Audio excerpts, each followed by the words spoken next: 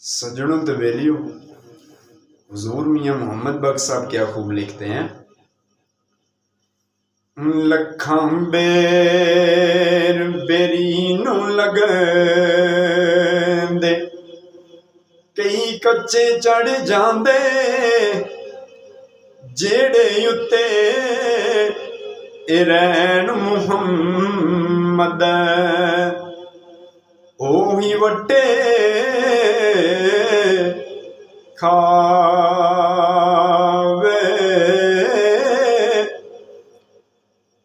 मिठा मेवा बेरी देवे।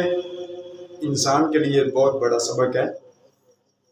मिठा मेवा बेरी देवे ते फेर भी वटे खावे सब्र बेरीदा वेख मुहम्मद नेकियां कर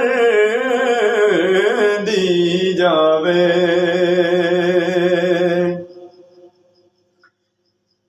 बुरा बंदा मैं लभण टुरिया मैनू बुरा न लभ्या कोई जद मैं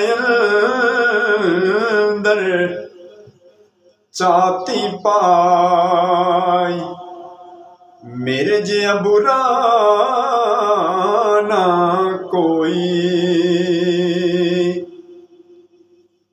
इन गल्लां थी की लभदा